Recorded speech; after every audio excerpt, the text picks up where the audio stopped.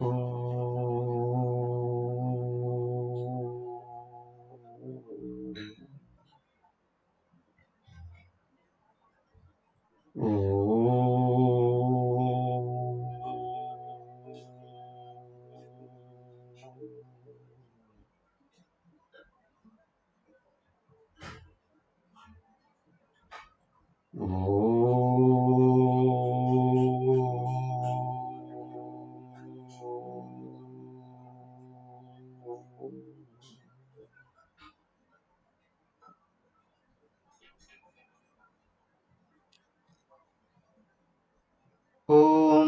भद्रं कर्णेभिः शृणुयामदेवाः भद्रं पश्येमाक्षभिर्यजत्राः स्थिरैरङ्गैस्तुष्टुवांसस्तनूभिः व्यशेम देवहितं यदायुः स्वस्ति न इन्द्रो वृद्धश्रवाः स्वस्ति नः पूषा विश्ववेदाः स्वस्ति नस्तार्क्ष्यो अरिष्टनेमिः स्वस्ति नो बृहस्पतिर्ददातु ॐ शान्तिः शान्तिः शान्तिः। ॐ गुरुर्ब्रह्मा गुरुर्विष्णुः गुरुर्देवो महेश्वरः गुरुरेव परं ब्रह्म तस्मै श्रीगुरवे नमः। ముండకోపనిషత్ మననం చేస్తున్నాం. ద్వితీయ ముండకంలో మొదటి అధ్యాయం కర్మకాండం గురించి చెప్తే, రెండవ అధ్యాయం లక్ష్యమైన నిరాకార నిర్గుణ పరబ్రహ్మాన్ని గురించి వర్ణించింది.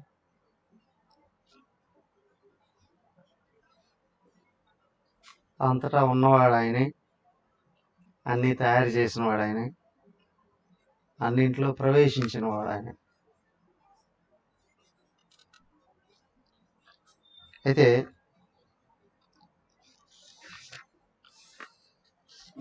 ఎవరు దృష్టి ఆయన వైపు తిప్పుతారో వాళ్ళకే గోచరిస్తాడు. ఎందుకు అంటే, చిన్నపిల్లలకి చాక్లెట్లు అంటే ఇష్టం, కానీ తల్లిదండ్రులు ఎక్కువగా ఇవ్వడానికి అవకాశం ఉంది. ఎందుకు? వాళ్ళకి ఇష్టమైంది వాళ్ళకి ఇవ్వచ్చు కదా అని అన్నాం అనుకోండి, ఇష్టమైందే కానీ మంచి చేసేది కాదు. అందుకే వ్యక్తి పెరిగి పెద్దవాడయ్యాడనుకోండి, దేహం పెరిగింది కానీ మనసు వికసించలేదు, బుద్ధి పెరగలేదు అని అంటారు. అలాగే ఎవరికి మనసు శుద్ధమై బుద్ధి వికసించిందో వాళ్ళు చేసే ప్రతి పనిలో శ్రేయస్సును చూస్తారు. ఎవరికి బుద్ధి మూసుకుపోయి మనసు పరుగులు తీస్తుందో వాళ్ళు ప్రేయస్సునే చూస్తారు, ఇష్టమైన దాన్ని చూస్తారు. ఇష్టమైనటువన్నీ సుఖాలని ఇవ్వవు, అభివృద్ధిని ఇవ్వవు. పిల్లలకి చాక్లెట్ ఇష్టం, అరే పళ్ళు చెడిపోతాయిరా, బాడీ చెడిపోతుందిరా, క్రమంగా రోగాలకు కూడా దారి చేస్తుంది. అర్థం కాదు. అలాగే వేదాంతంలో కూడా ఏమంటారంటే బాలాహ అంటారు, ఇంకా మనసు వికసించినటువంటి వాళ్ళు. ఓకే, అజ్ఞానపూరితమైన మనసును పట్టుకొని ఇదే కరెక్ట్ అనుకున్న వాళ్ళు ఉన్నారే, మూఢాహ అంట, విమూఢా, ప్రమూఢాహ అని కూడా ఉపయోగిస్తారు. దాంట్లో విశేషణాలు కూడా అన్నమాట. ఎందుకు అంటే అజ్ఞానాన్ని పట్టుకొని ఇదే ఫలం అని అనుకున్నాడు. వాళ్ళ గురించి ఏమీ మాట్లాడలేరు. వాళ్ళని కదిలిస్తే, వాళ్ళకి ఏదైనా మంచి చెప్పాలి అనుకున్నటువంటి వాళ్ళని కూడా చెడు రుద్దేస్తారు వాళ్ళు. కాబట్టి వాళ్ళ గురించి ఏమీ చేయలేరు. మరి బాలాహ అన్నప్పుడు నేర్పించడానికి అవకాశం ఉన్నటువంటి వాళ్ళు చిన్నపిల్లలు కదా, ప్రేమతో నేర్పించవచ్చండి. అలాగే ఏంటంటే ఇక్కడ ఉన్న మార్గాలు రెండు, ప్రేయస్సు శ్రేయస్సు అని చెప్పి మనకు కఠోపనిషత్తులో చెప్పారు. దాన్ని ఇక్కడ అపర, పర అని వర్ణించారు. దేహమే నేను అనుకుంటూ ప్రపంచమే నిజం అనుకున్నటువంటి వాడు ఈ ప్రపంచంలో ఎక్కువగా విషయాలను సంపాదించి దాచి అనుభవించడమే పరం అని అనుకుంటాడు. కానీ మనసుకు శాంతి దొరకదు, బుద్ధికి తృప్తి దొరకదు, ఎటు చూసినా తృప్తికరమైనటువంటి జీవితం ఉండదు. ఇది పోవాలి అని అంటే ఇదిగో అండి, భిద్యతే హృదయ గ్రంథి ఛిద్యంతే సర్వ సంశయ క్షీయంతే చాస్య కర్మాణి తస్మిన్ దృష్టే పరావరే. ఇక్కడ చెప్పారు తస్మిన్ పరావరే దృష్టి, పరావరే తస్మిన్ దృష్టి, అన్నిటికీ చివరి గమ్యమైనటువంటిది, అన్నిటికీ మూలమైనటువంటిది, అస్సలు ఆధారమైనటువంటిది ఏదో కాదు. దేహం దేని మీద ఆధారపడి నిలబడి ఉన్నదో ఆ నేను అనేటువంటి ఆత్మ ఉంది. తస్మిన్ దృష్టి, ఏ ఆత్మ ఎందుకు దృష్టి కానీ పెట్టగలిగేటట్లయితే ఏమవుతుంది? హృదయ గ్రంథులు తెగిపోతాయండి. నేను వేరు, నాది అనబడేది వేరు. నేను శరీరమును బుద్ధులకు ఆధారమైన ఆత్మ. అఫ్కోర్స్ శరీరం బుద్ధులు నేను అనుకుంటే అనుకో, క్రమంగా అసలు నేను గుర్తించడానికి ప్రయత్నం చేయి. ఈ నేనే సర్వం, ఈ నేనే సమస్తం అని క్రమంగా తెలుస్తుంది. నేను అనేది ఒకటే, ఇది సర్వవ్యాపకం, కానీ కనిపించదు. నాది అనబడేదాన్ని నేను అని పట్టుకున్నావు, అదే అవిద్య, అదే అజ్ఞానం. ఇది ఉన్నంత వరకు, విషం లోపల ఉన్నంత వరకు నువ్వు ఎన్ని మందులు వేసినా రోగం నయం కాదు, ఆరోగ్యం చేకూర్చదు. అలాగే లోపల నేను ఈ దేహం అనే భావం ఉంది, అది ఉన్నంత వరకు నువ్వు ఎన్ని చేసినా ఒత్తిళ్ళు బాధలు ఎక్కువే అవుతాయి. నేను ఆత్మను గుర్తించావా, ఎదుగుదల స్టార్ట్ అవుతుంది. నేను ఆత్మను అనుకున్నావా, ఏమండి అప్పుడు కోరికలు కలగవా? నేను దేహం అనుకుంటే కోరికలు విపరీతంగా వస్తాయండి. దానికోసం రాత్రింబవళ్ళు పనులు చేసినప్పుడు సంపాదించినప్పటికీ కూడా నీకు సుఖం ఉండదు. ఏమంటే నేను ఆత్మను అనుకుంటే కోరికలు పోతాయా? ఉన్నది ఒకటే అని తెలుస్తుంది. దేని మీద ఉంటుంది కోరిక? అవిద్యా కామకర్మలు ఎగిరిపోతాయండి. ఛిద్యంతి సర్వ సంశయ. దృష్టి సరైన దాని మీద నిలబడ్డప్పుడు రోడ్లో పాము ఉంది అనుకుంటున్నావు, ఒకడొచ్చి తాడు అంటాడు, ఒకడొచ్చి పూలమాల అంటాడు, ఇంకొకడొచ్చి అవునా ఏదో పగులు అనుకుంటాడు, ఇంకొకడు వచ్చి నీళ్లు చాలు అనుకుంటాడు. నువ్వు దీపం పెట్టవయ్యా, అక్కడ దీపం వెలిగించు, టార్చ్ లైట్ నిజంగా ఉన్నది ఏదో తెలుస్తుంది కదా. అలాగే నీకు సరైన జ్ఞానంగానే వచ్చిందా, నేను ఎవరు అనే విషయంలో నీకు సరైన జ్ఞానం వచ్చిందా, అన్ని సంశయాలు తిరిగిపోతాయి. నేను మీద ఉన్న సంశయాలు తిరిగిపోతాయి, నాది అనే దాని మీద ఉన్న సంశయాలు తిరిగిపోతాయి, అలాగే ఇతరులతో ఎలా ఉండాలి అనే సంశయాలు తిరిగిపోతాయి, ఏం చేయాలి ఏం చేయకూడదు అనే విషయాలు కూడా అన్ని సర్వ సంశయ ఛిద్యంతి క్షీయంతి శాస్య కర్మాణి. దేహం నేను అనుకున్నందుకు అన్ని కూడా పెట్టుకుంటావు, ఆత్మ నేను అని అనుకున్నప్పుడు అన్ని తొలగించుకుంటావు. ఏమంటే బయట నాటి కూడా అన్ని తొలగించేస్తావా? ఆ తర్వాత విషయం, మొదటి లోపలికి పోతే బయట పట్టుకోవడం లేదు, వదిలిపెట్టడం లేదు అనే విషయం తెలుస్తుంది. లోపల దేహదాత్మ్యం పోయిందా, కర్మలన్నీ తొలగిపోతాయి. హిరణ్మయే పరే కోశే విరజం బ్రహ్మ నిష్కళం తచ్చుభ్రం జ్యోతిషాం జ్యోతి తద్యదాత్మవిదో విదు. హిరణ్మయే పరే కోశే విరజం బ్రహ్మ నిష్కళం. నువ్వు హిరణ్మయ కోశం అంటే బంగారు కోశం, నువ్వు సాత్విక గుణములోకి రా ముందు, రజోగుణం పోయింది, తమోగుణం పోయింది. నీకు అప్పుడు భిన్నత్వ దృష్టి వెళ్ళిపోతుంది. అప్పుడు శుభ్రం ఏకమైనటువంటి తత్వం తెలుస్తుంది. జ్యోతిషాం జ్యోతి, అదే వెలుగులకు వెలుగు అయి ఉన్నటువంటిది చక్కగా దర్శనం అవుతుంది. ఎప్పుడు ఆత్మవిధ విదుహు, ఆత్మను తెలిసిన వాడికి తెలుస్తుందండి. తమో గుణం పోగొట్టుకోవాలి, రజోగుణంలోకి రావాలి, రజోగుణం పోగొట్టుకోవాలి, సత్వగుణంలోకి రావాలి, సత్వగుణం నుండి ఆత్మను చూసి దాన్ని కూడా వదిలేయాలి. అయితే ఇప్పుడు మేము రజోగుణంలోకి రావాలి కదా అండి, కొన్ని వందలు కాదు వేల ఏళ్ళు పడుతుంది, వేల సంవత్సరాలు పడుతుంది మళ్ళీ రజోగుణాన్ని వదిలించుకోవడానికి. దానికి ఏంటి అంటే ఇక్కడ లక్ష్యం పరమాత్మ అయ్యున్న సత్వగుణం పెంచుకోవాలి.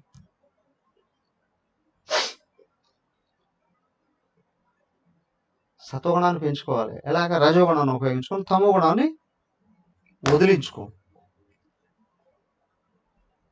ఉన్న రజోగుణాన్ని ఉపయోగించుకోవాలి అంటే కర్మల ద్వారాగా, సత్కర్మల ద్వారాగా లోపల ఉన్న తమస్సు చీకటి ఉంది, దాన్ని తొలగించుకోవాలి, అజ్ఞానాన్ని తొలగించుకోవాలి. అంటే సత్వగుణం పెరిగితేనే తమోగుణం వెళ్ళిపోతుంది.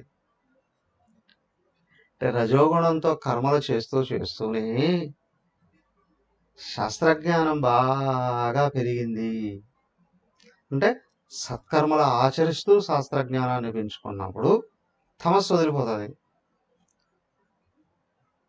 మరణ నిధిధ్యాసనలోకి దిగితే రజస్సు కూడా వదిలిపోతుంది. మరణంలోనే రజస్సు తగ్గుతుంది, నిధిధ్యాసనలో సత్వాన్ని కూడా అధిగమిస్తాం.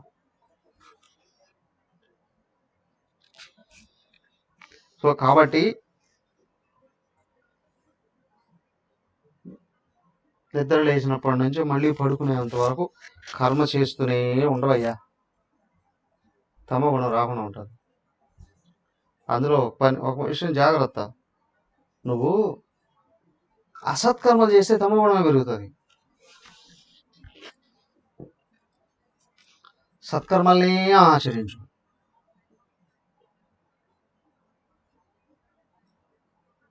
సత్కర్మలు ఆచరించాలి అంటే ఏవి సత్కర్మలు ఏవి అసత్కర్మలు ఎట్లా తెలియాలండి? కాబట్టి నీకు శాస్త్రజ్ఞానం ఉండాలి కదా. సో తెలియకుండానే శాస్త్రజ్ఞానంలోకి వస్తున్నావు, కర్మ చేస్తూనే ఉన్నావు, అది సత్కర్మ అయింది. ఇప్పుడు తమోగుణం వెళ్ళిపోతుంది. సత్కర్మలే ఆచరిస్తూ ఉన్నా శాస్త్రజ్ఞానం కానీ లేకపోతే జారిపోతుంది, మళ్ళీ రాగద్వేషాల్లోకి వెళ్ళిపోతుంది. కొందరంటే ఇష్టం, కొందరంటే అయిష్టం, కొన్ని పనులంటే ఇష్టం, కొన్ని పనులంటే ఇష్టం లేదు, కొన్ని వస్తువులు అంటే ఇష్టం, కొన్ని వస్తువులు అంటే ఇష్టం లేదు. తెలియకుండా రాగద్వేషాల్లో పడిపోయిందా, ఎరికిపోయి జారిపోతుంది, మళ్ళీ కిందికి వెళ్ళిపోతుంది. దానికి ఏంటి అంటే దేవుణ్ణి ఇష్టంగా పెట్టుకోవాలి. ఇప్పుడు సత్వగుణాన్ని పెంచుకోవాలి అని అనుకున్నప్పుడు జ్ఞానంతో సత్కర్మ ఆచరించు, సమస్య వెళ్ళిపోతుంది. అవునా? ఇప్పుడు దైవం అందు ఇష్టం పెరుగుతుంది, జ్ఞానం కూడా వస్తుంది అంటే పరుగులు కూడా ఆగుతాయి క్రమంగా. అప్పుడు తెలుస్తుంది. చూస్తూ ఉన్నప్పటికీ కూడా చూసేవాడే నిజం, చూడబడేది నిజం కాదు అని మనసు ఆగిపోతుంది. చూడబడేది నిజం కాకపోతే ఎట్లా అండి? చూడబడేదే కదా నిజం. ఏం చూస్తున్నావు అది నిజం కాదంటావు ఏంటి?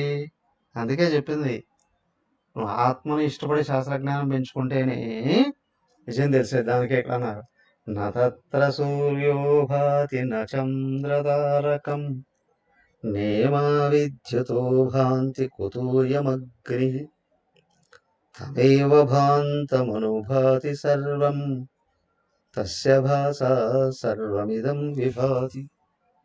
ఏమయ్యా, భగవంతుని ఏ వెలుగులు చూపించలేవు. ఎందుకు?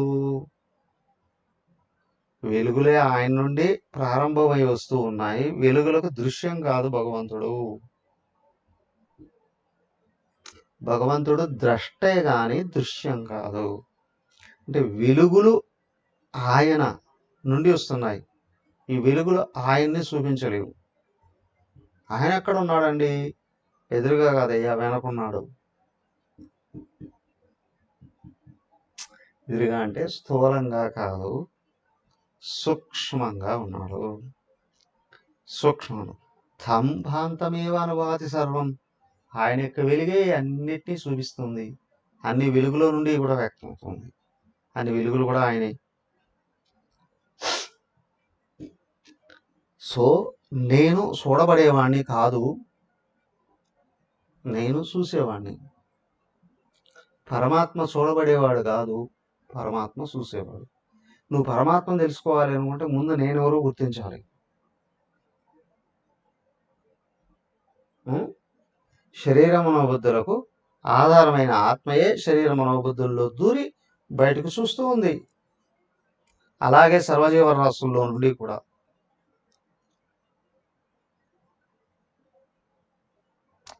నీకు ఆత్మ గురించి సరైన జ్ఞానం వస్తే అజ్ఞానం పోతుంది, కోరికలు పోతాయి, కర్మలు ఎటొచ్చి ఆగిపోతాయి. ఒకరోజు ఈ లోపల నిన్ను నువ్వు గుర్తిస్తావు. అజ్ఞానికి ఆగిపోతాయి, జ్ఞానికి ఆగిపోతాయి. వాస్తవానికి చెప్పాలిరా అంటే అజ్ఞానికే తొందరగా ఆగిపోతాయి. అమ్మో నేను చేయలేనండి అని కూర్చొని తింటానండి ఇంకా.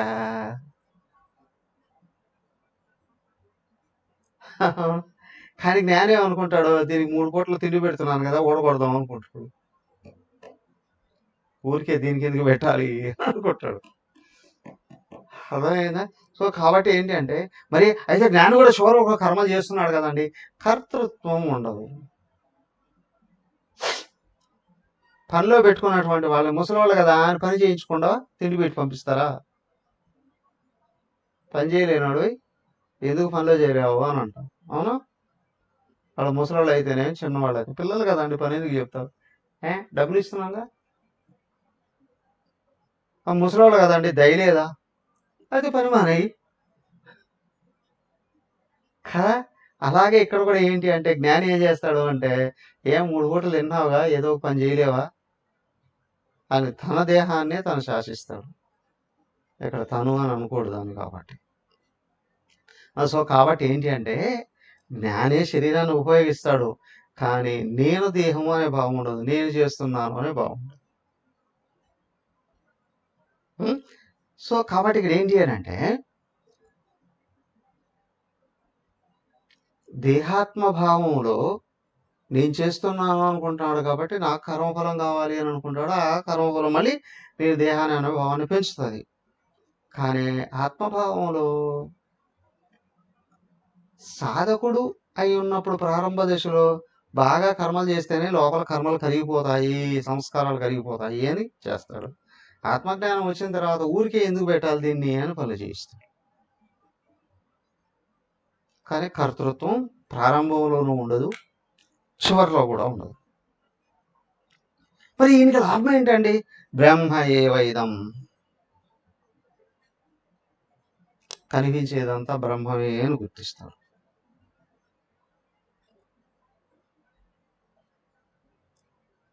అజ్ఞాని ఆలోచనలో పడిపోతాడు. చూడండి, జనరల్గా కొంతమందికి వయస్సు మీద పడే కొద్దీ జ్ఞాపకశక్తి వెళ్ళిపోతుంది, మతిమరుపు వచ్చేస్తుంది, ఏమీ గుర్తించలేదు. కారణం ఏంటి? కారణ శరీరం బండరాయిలాగా అయిపోయింది. దానివల్ల మనోబుద్ధులు ఉన్నాయే, తుఫాను గాలి సునామీ లాగా తిరుగుతూ ఉంటాయి. దేనిని గుర్తుపట్టే నిలబెట్టే శక్తి ఉంది.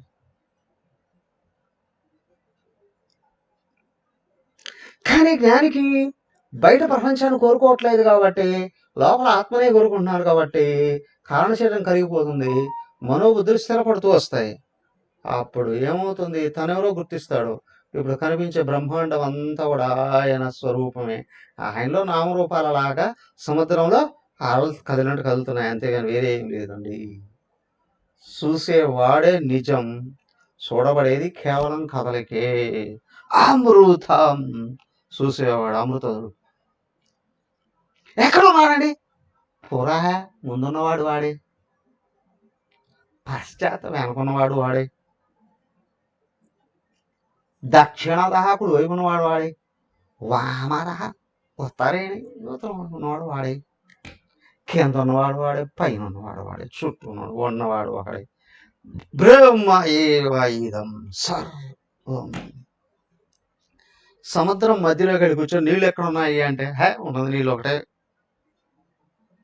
ఇదం విశ్వం వరిష్టం బ్రహ్మ ఏ. కనిపిస్తూ ఉన్న బ్రహ్మాండం అంతా భగవంతుడు ఒక్కడే. తేల్చేశాడు ఇక్కడ. అయితే బాగానే ఉందండి మీరు చెప్పింది, ఎలాగ అందుకోవాలండి? ఏదో తృతీయ ముండకంలోకి వచ్చేటప్పటికి ప్రథమ ఖండంలో సాధనా విధానాన్ని చెప్తాం. ఇద్దరిని పోలుస్తున్నారు, జ్ఞానం ఎలా ఉంటాడు, అజ్ఞానం ఎలా ఉంటాడు. మరి అజ్ఞాని జ్ఞానిగా మారాలి అని అనుకుంటే ఏం చేయాలి? ఏం లేదు, ఆయన అనుసరిస్తే చాలు. ఎవరిని? జ్ఞాని. అదే అండి ఇక్కడ ఎవరో వెళ్ళి అడిగారట గురుదేవుని, గురుదేవ్ అన్ని విషయాలు శాస్త్రాల్లో చెప్పేశారు కదా, ఇంకా గురువుకి ఏంటి అవసరం? ఎందుకు అడుగుతున్నావు? అర్థం కాక అడుగుతున్నా. అర్థమైందా? అరే శాస్త్రాల్లో ఉన్నాయి తెలుసుకొని చేసేయచ్చు కదా, మరి నువ్వే అర్థం కాలేదని అంటున్నావు ఎందుకు? అవునా, నీ అవసరం వచ్చారా లేదా? ఆచార్యుడి అవసరం వచ్చాడా లేడా? శాస్త్రాలు అన్నీ ఉన్నాయి సముద్రం లాగా. సముద్రం నిండా నీళ్లున్నా దప్పికి తీర్చలేవు, ఒక్కడి దప్పికి కూడా తీర్చలేవు కదా. అలాగే ఏంటి అంటే శాస్త్రాలు అనంతంగా ఉన్నాయి, డైరెక్ట్గా అవి ఎవరి అజ్ఞానాన్ని పోగొట్టలేదు. మరేంటి? ఆచార్యుడు ఉండాలి, వాటిని ఆచరించి ధరించినటువంటి వాడు ఉన్నాడే, ఆయన సన్నిధికి వెళ్ళినప్పుడు ఆయన చూపిస్తాడు. క్రమంగా ఆయన చూస్తూ ఆయన నడుచుకునే విధానాన్ని, ఆయన ఉన్న తీరును చూసి క్రమంగా మనం సరిదిద్దుకున్నామా తత్వంలో ప్రవేశిస్తాం. ఎలా? అతి అద్భుతమైనటువంటి మంత్రాలు ఇక్కడ నుండి చూడండి. తృతీయ ముండకం ప్రథమ ఖండం. ద్వౌ సుపర్ణా సయోజా సఖాయా సమానం వృక్షం పరిషస్వజాతే తయోరన్య పిప్పలం స్వాద్వత్తి అనశ్నన్యో అవిచాకశీతి.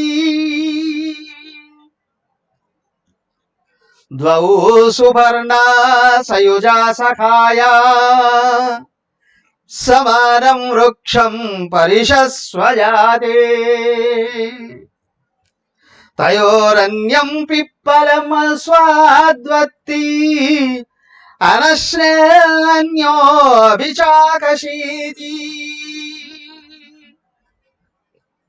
ద్వౌ రెండు, సుపర్ణవు మంచి రెక్కలు కలిగినటివి. ఏమిటండి రెక్కలు కలిగినటివి? పక్షులయ్యా. సయుజా ఫ్రెండ్స్ కలిసిమెలిసి ఉంటున్నాయి, రెండు కలిసి ఉన్నాయి. ఎందుకు? సఖాయ సయుజ, రెండు ఫ్రెండ్స్ కాబట్టి కలిసి ఉంటున్నాయి. సమానం వృక్షం, ఒకే వృక్షంలో ఉన్నాయి. పరిషస్వజాతే, హాయిగా. ఇది కొంచెం ఏదో రెండిట్లో కొంచెం తేడా ఉంది. ఏడయ్యా? తయో, వాటిలో అన్య పిప్పలం స్వాదు అత్తి. అందులో ఒకటి పిప్పల వృక్షం, రావి చెట్టు, పళ్ళు తింటుంది. ఆ పళ్ళు తింటూ ఒక్కొక్క పండుకు తినేటప్పుడు, ఒక్కొక్క పండును తినేటప్పుడు ఒక్కొక్క రకమైన ఎక్స్ప్రెషన్ దాంట్లో నుంచి వస్తుంది. ఒక్కొక్క రకమైన కదలిక, ఒక్కొక్క రకమైన భావం, ఫేషియల్ ఎక్స్ప్రెషన్, అనుభవం. స్వాదు అత్తి, ఒక పండు తింటే భలే ఉంది అనుకుంటుంది. ఇంకొక పండు తింటే ఒకరొకరుగా నాలుగు నాకుంటుంది, నాలుగు అంటుకుపోతుంది కదా, ఒకరొకరుగా. అనశ్నన్ అన్యో. రెండోది ఉంది, ఏ మీకు తినట్లేదు. అభిషాకశీతి. మరి ఎలా ఉంటుందండి అది? చూస్తుంది ఊరికే, నో ఎక్స్ప్రెషన్ ఇస్ దేర్.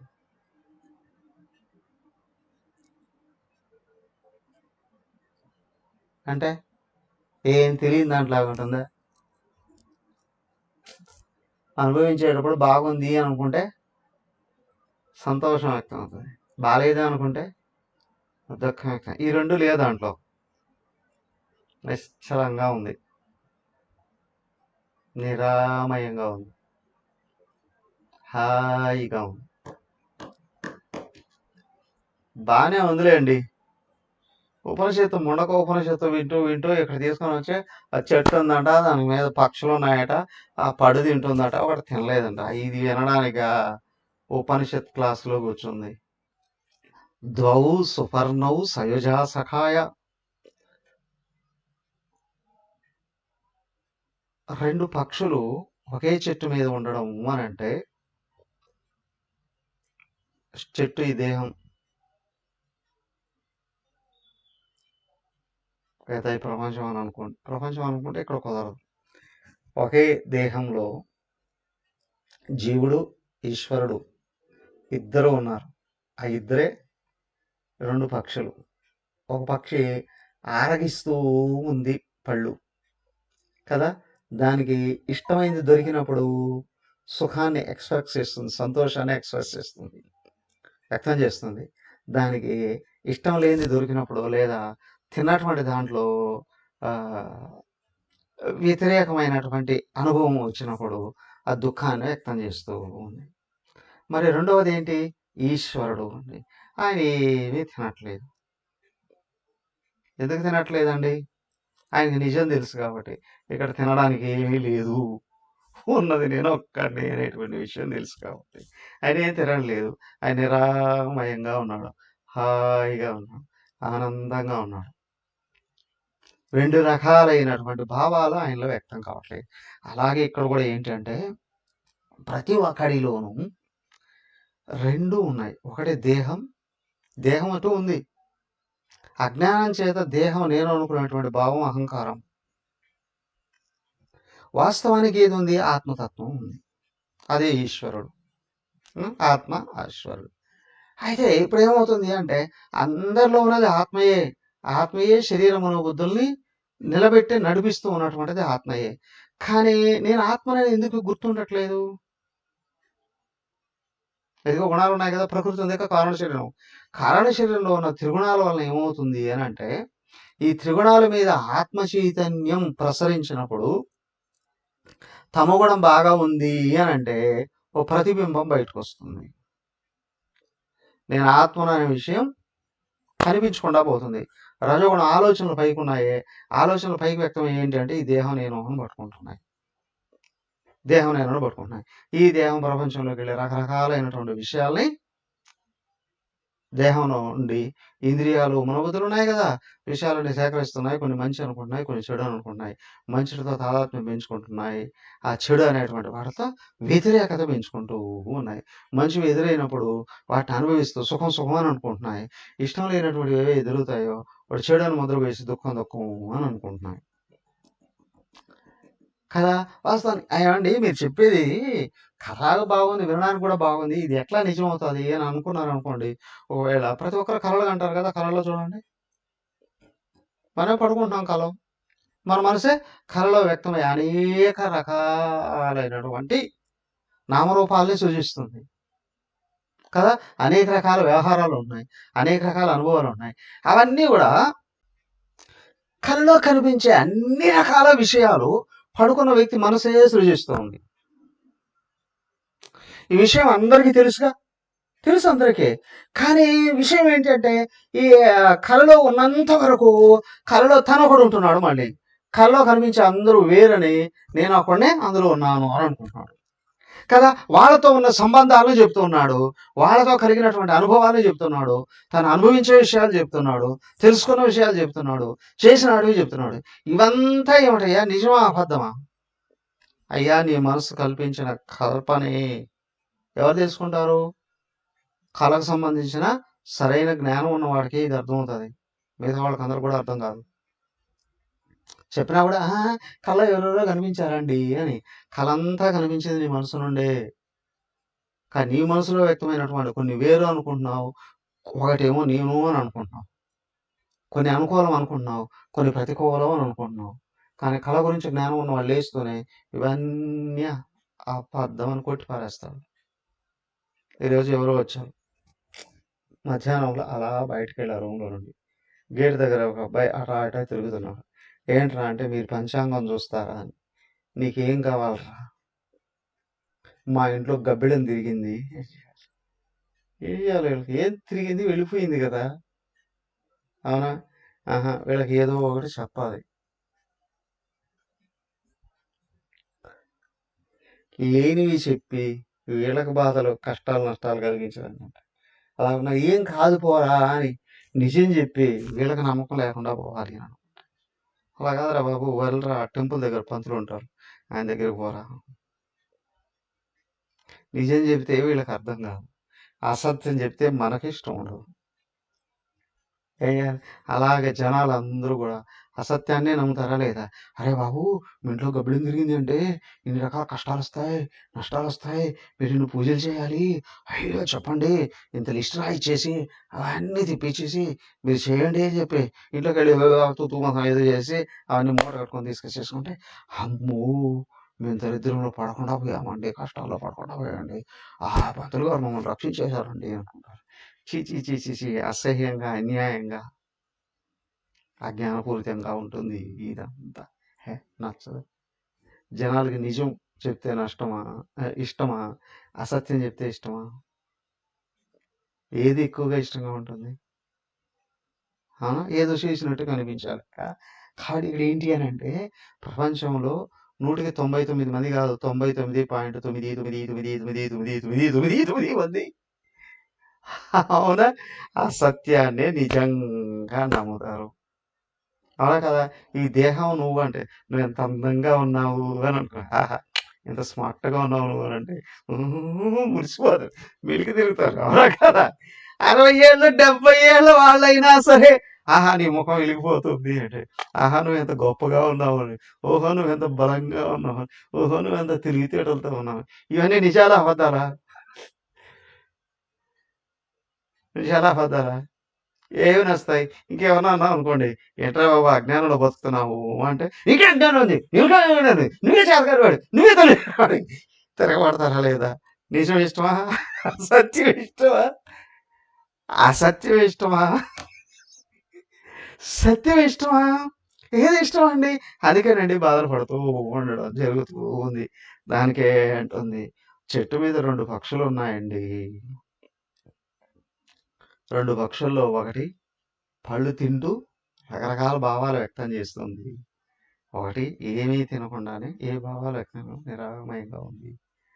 అంటే నేను దేహం అనుకున్నటువంటి వాడు కనిపించేదంతా నిజం అని అనుకుంటాడు.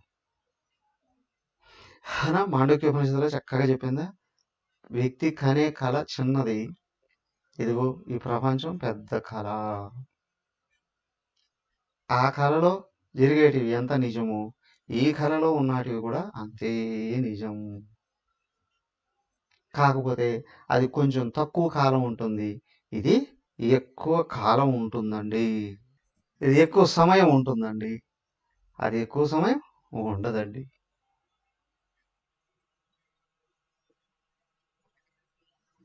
అంతే, వేరే తేడా ఏం లేదు.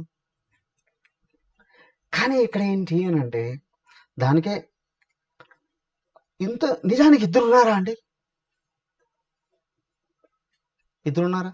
సూర్యుడు పైన ఉన్నాడు, నువ్వు ఓ పాత్ర తీసుకొని పాత్రలో నీళ్లు పోసి ఎదురుగా పెట్టుకున్నావు, ఆ సూర్యుడు ప్రతిబింబం కూడా కనిపిస్తుంది లేదా? కనిపిస్తుంది. ఎంతమంది పట్టుకుంటే అంతమందికి కనిపిస్తుంది. ఇంతకు సూర్యుడు ఎంతమంది ఉన్నారు? అన్ని పాత్రల్లోనూ కనిపిస్తున్నారుగా. సూర్యుడు ఒకడే కదండి అని అంటే మరి ఈ పాత్రలో కనిపించేది ఏంటి? నిజమా పదం? నిజమే కానీ ఇది ప్రతిబింబం. అద్దాల మేడలోకి వెళ్ళాం, 100 అద్దాలు ఉన్నాయి, 100 అద్దాల్లో చూస్తే 100ల కొలది రూపాలు కనిపిస్తాయి. కొన్నవాడు ఒకడే, ఒక అద్దంలో నువ్వు కనిపించావు, ఆ అద్దం నుండి ఇంకొక అద్దంలో ప్రతిఫలిస్తావు. అలాగే మొదట 100 అద్దాల్లో 100 రూపాయలు కనిపిస్తాయి, ఆ 100 అద్దాలు 100 రూపాయలు కనిపిస్తాయి, అనేకంగా కనిపిస్తాయి కదా. అయితే ఇక్కడ విశేషం ఏంటంటే, ఇన్ని నామరూపాలు లేవంటావా అని అనడానికి వీల్లేదు. అద్దాలు లేవంటావా? అద్దాలు ఉన్నాయి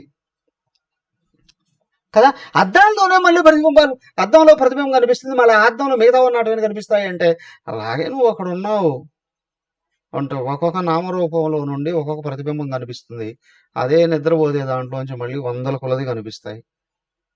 అద్దంలో అద్దం కనిపించినట్టు, ప్రతిబింబంలో ప్రతిబింబం కనిపించినట్టు కదా.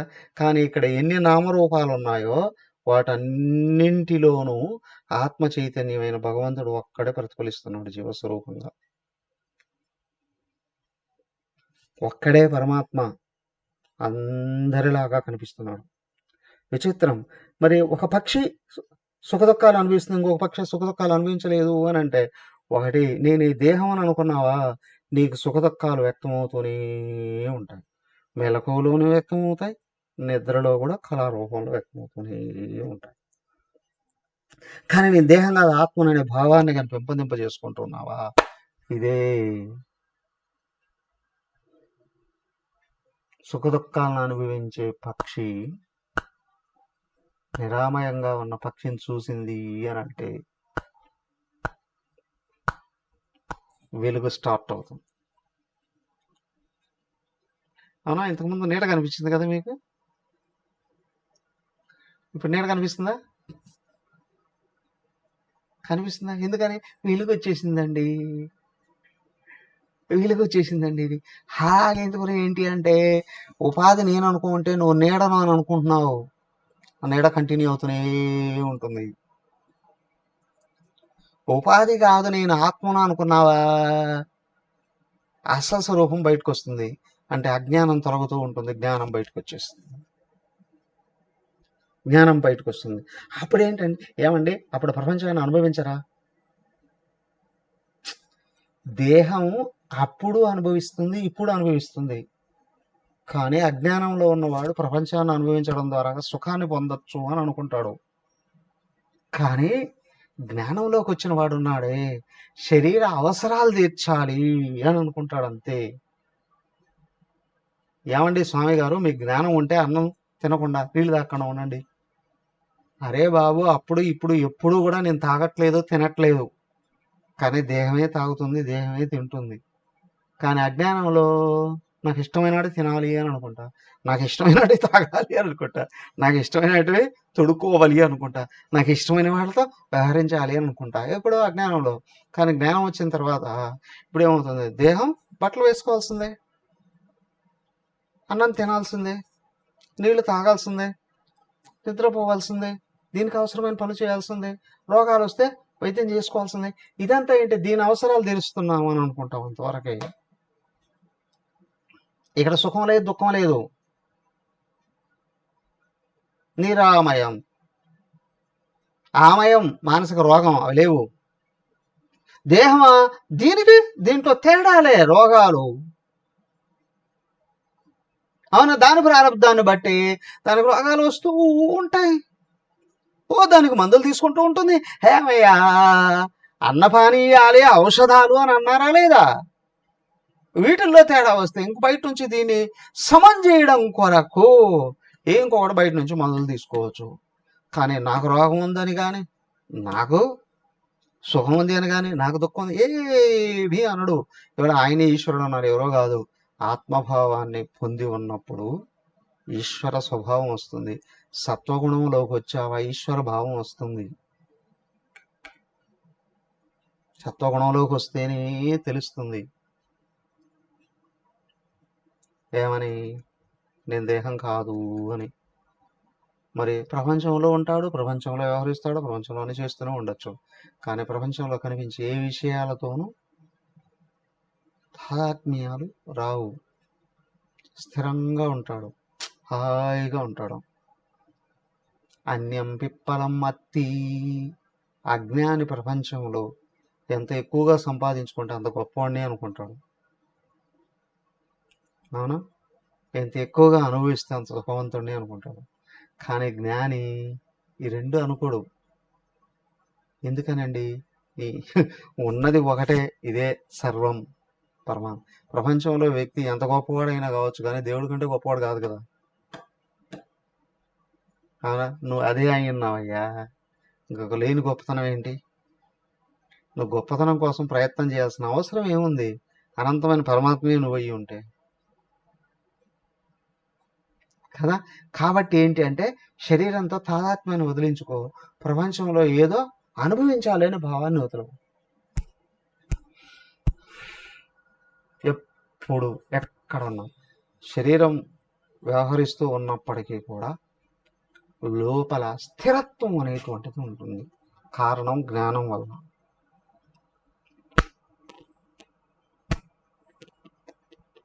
సుఖం అనేది ఉంటుంది. కారణం ఏది కావాలని లేదు కాబట్టి. ఒకే చెట్టు అంటే ఒకే ఉపాధి అనుకో, మాయే ఉపాధి అయ్యా దాంట్లో ఉన్నవాడు ఈశ్వరుడు.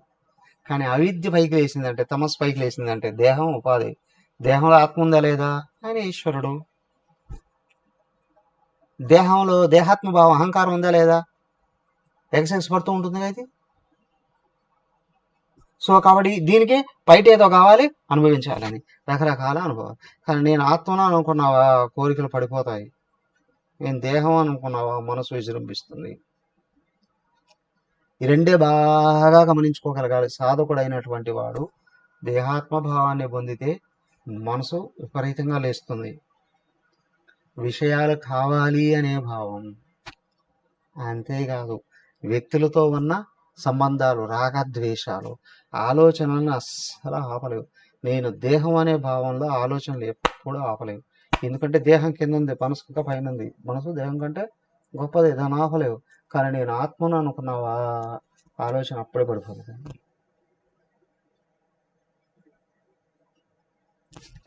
దాగుడు మూతలు కలుస్తూ ఉంటాయి. దేహభావం ఒకసారి, దేహభావం కదిలినప్పుడు రాగద్వేషాలు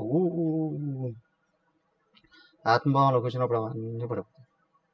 ప్రయత్నంతో ఏమన్నారు? శ్రవణ మనన నిధిధ్యాసనని పెంచడం ద్వారాగా ఆత్మభావాన్ని వృద్ధి చేసుకుంటూ ఉంటే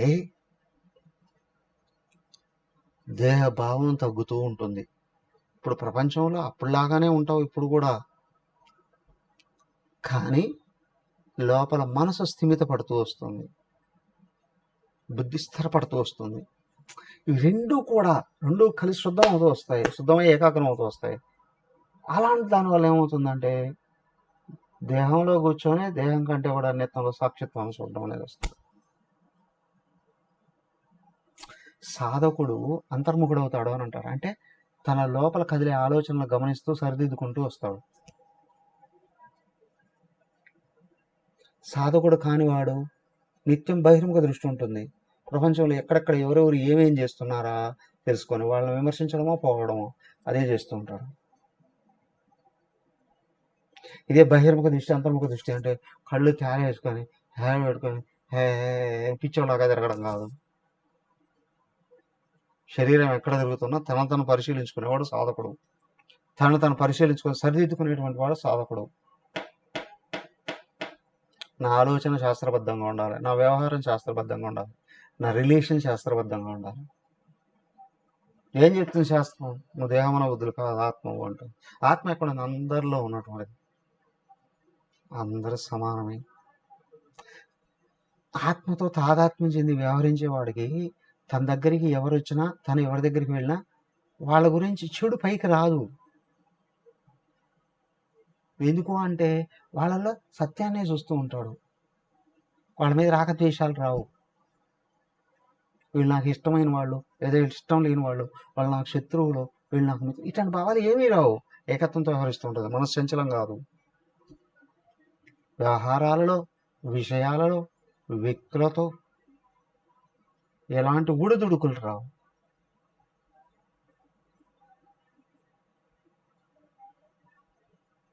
స్కూల్ వదిలేరు, తల్లి తన శిశువుని తీసుకురావడానికి వెళ్ళింది. 100 మంది పిల్లలు ఎదురు కనిపిస్తారు, వాళ్ళ మీద ఏ భావాలు ఉండవు. కానీ తన శిశువు కనిపించేటప్పటికి పరిగెత్తుకుంటూ వెళ్ళి అలాగా కాలుచుకొని ఎత్తుకొని ఊ ఊ, ఇది నా శిశువు. మిగతా వాళ్ళందరూ ఒకవేళ దగ్గరకు వస్తే వాళ్ళు హీ అని వేయచ్చు, కానీ వాళ్ళని కూడా ఎత్తుకుంటారా? నో, ఇది నాది. అక్కడ ఒకవేళ నీ శిశువుని ఎవరో వచ్చి ఒకటి ఇచ్చారనుకోండి, ఓ ఒక్క లోపల నుంచి ఆవేశం బయటకు వచ్చేస్తుంది కదా. అవునా? వాళ్ళని పట్టుకుని నుండి పీకడం, లేకపోతే హెడ్ మాస్టర్ దగ్గర తీసుకెళ్ళి, ఏంటి నా శిశువును నువ్వు కొడతావా? రాగం ఉద్దేశం తప్ప రైటా? ఆ పక్కన పెట్టు. అజ్ఞానమా కాదా? అజ్ఞానమా కాదా? సో కాబట్టి ఏంటి అంటే, నేను దేహం కాదు అన్యంగా ఉన్నానని ఎప్పుడైతే గుర్తిస్తామో లోపల పట్టుకోవడం జరుగుతుంది. ఈ భావాలను బయటికి రానివ్వరు. బయట ఎవరిని చూసినా ఏ భావాలు రావు, కానీ అందరి మీద ప్రేమే ఉంటుంది.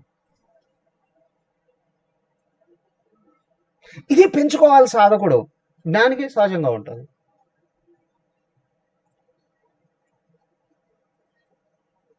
జ్ఞాని అయిన వాడు కూడా ప్రత్యేకంగా ఎక్కడైనా ఏమైనా కొంచెం కానీ పెట్టుకుంటే వాళ్ళే లాగేస్తారు. వీళ్ళు మంచి వాళ్ళండి, వీళ్ళు నాకు ఇష్టమైన వాళ్ళండి, వీళ్ళు నాకు సేవ చేస్తున్న వాళ్ళండి, వీళ్ళు నాకు ఆత్మీయులండి, ఇలాంటివి ఏమైనా ప్రత్యేకంగా పెట్టుకున్నారనుకోండి, బరబర్ కింద పడిపోతాడు. జాగ్రత్తగా ఉండాలి. అంటే వాళ్ళ మీద ఏముండదా అండి అని చెప్పాడుగా తత్వబోధలు చివరికి వచ్చేటప్పటికి.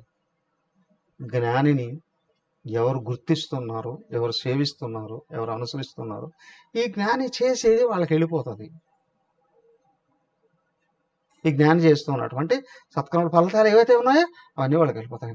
అదే జ్ఞానిని గుర్తించుకునో ఈర్ష్య ద్వేషాలతోనో బాధ పెడుతున్నారు, వేధిస్తున్నారు, అడ్డుపడుతున్నారు.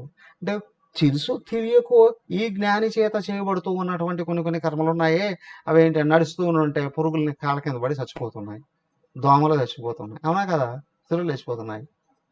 ఇలాంటి వాటి వలన కలిగిన పాపాలు ఏవైతే ఉన్నాయో అవన్నీ వాళ్ళకి వెళ్తాయండి అని అన్నా. కానీ రెండిట్లో కూడా విగత సంకల్పుడై ఉంటాడండి జ్ఞాని. ఒకటి నిజం, ఎవరేం చేస్తే అదే వస్తుందండి. కానీ జ్ఞానిని అనుసరించడం అంటే వాళ్ళ కాళ్ళ వెంట పడడం కాదు.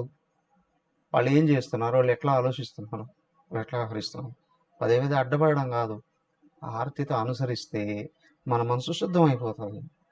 వాళ్ళ కర్మలు సత్కర్మలు అన్నీ ఇటువైపు వచ్చేస్తూ ఉంటాయి. వేధిస్తే పాపాలే వస్తాయి, అనుసరిస్తే పుణ్యాలన్నీ వస్తాయి, జ్ఞానం కూడా వస్తుంది. సో కాబట్టి ఇక్కడ ఏంటంటే రెండు పక్షులు ఉన్నాయండి. బాహ్యంగా సూక్ష్మ స్థూలంగా చెట్టు రెండు పక్షులు, ఒకటి తింటుంది ఒకటి తినలేదు, అంతేనా? ఆహా, ఇప్పుడు సమష్టిగా చూసినా ఓకే, కానీ కొంచెమే అర్థమవుతుంది. ఇప్పుడు నువ్వు వెష్టిగా చూడు, సమష్టి తత్వం అర్థమవుతుంది. ఒకే దేహం, ఒకవైపు దేహాత్మ భావం, ఒకవైపు పరమాత్మ భావం. ఆ భావాన్ని ఆత్మ అన్నారు, దీన్ని అహంకారం అని అన్నారు. దేహం వైపు వెళితే నీ కారణ శరీరం ఉంది తొక్కి పడేస్తుంది. నువ్వు ఆత్మ వైపు తిరిగితే లోపలున్న భగవంతుడే పట్టుకుంటాడు. దాన్ని అనుసరించాలి. అందుకు ఎందుకయ్యా ఉపనిషత్తు అంటే ఊరికే వినడానికని కాదు, వినాలి, చదవాలి, అర్థం చేసుకోవాలి. క్రమంగా ఏంటి అంటే అందరూ ఆయనే అని కొద్ది రోజులు నువ్వు నడిస్తే అందరూ నువ్వే అని ఆ తర్వాత ఆయన నేర్పిస్తాడు. అందరూ నేనే అని అంటాం. అవునా? తత్వమసి ఉపదేశవాక్యం. నువ్వు సాధన చేస్తున్నావు, అయమాత్మ బ్రహ్మ, లోపల ఉన్న ఆత్మనేమో అని. తర్వాత తెలుసు అహం బ్రహ్మాస్మై, అందరిలో ఉన్న అహం నేనేనండి, అందరిలో ఉన్న ఆత్మ నేనేనండి. ఎంత విశాలమైనటువంటి మంత్రమో చూడండి, ఎంత గొప్ప మంత్రమో చూడండి. దీని లోపలికి వెళ్ళి పరిశీలించే కొద్దీ ఎంత జీవితం అంతా ఇక్కడే ఉంది. కాబట్టి ఇప్పుడు చెప్పు, ఏమయ్యా నువ్వు అహంకారానివా ఆత్మవా? ఆత్మనే. కానీ అది నిలబడేది ఎట్లా? ఆత్మ లక్షణాలను పెంపొందింపజేసుకుంటే. ఆత్మ లక్షణాలే సాత్విక లక్షణాలు అన్నారు. అవే దైవీ లక్షణాలు, అవే భక్తి లక్షణాలు, అవే ఆత్మ లక్షణాలు. ఎందుకు అంటే లోపలన్న ఆత్మ అంతఃకరణ మీద పడ్డప్పుడు, అంతఃకరణ శుద్ధంగా ఉంటే వ్యక్తమయ్యేటువంటివి ఆత్మ లక్షణాలు, అవే దైవ లక్షణాలు. కానీ అంతఃకరణ మలినంగా ఉంటే అవే అసలు లక్షణాలు. శుద్ధంగా ఉంటే ధనస్సు చెప్పారు చూడండి. శుద్ధంగా ఉన్నప్పుడు దమం అండి, నిగ్రహం ఉందండి. శుద్ధంగా లేనప్పుడు మతం అండి, ఆస్వరభావాలండి.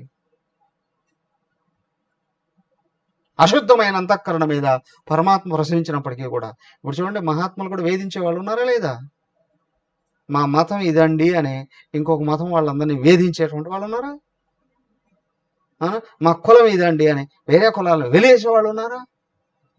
మా గోత్రం ఇదండి ఇంకో గోత్రం వాళ్ళని ఆశ్రయించుకుని, ఇదంతా ఏంటి? జ్ఞానం అజ్ఞానమా? సో కాబట్టి ఏంటంటే ఆత్మ నేను అనుకుంటే రెండో వాడే కనిపించడు, అందరూ పరమాత్మ ఏం చూస్తాడు అంతే. ప్రారంభంలో పరమాత్మ అని అనుకుంటాడు, ఎందుకంటే మళ్ళీ ఏమైనా నేను అజ్ఞానంలో పడిపోతానేమో. అందరూ ఆయనే. సాధన బాగా తీవ్రతరం అయిందా, అంతా నేనే అని అనుకుంటాడు.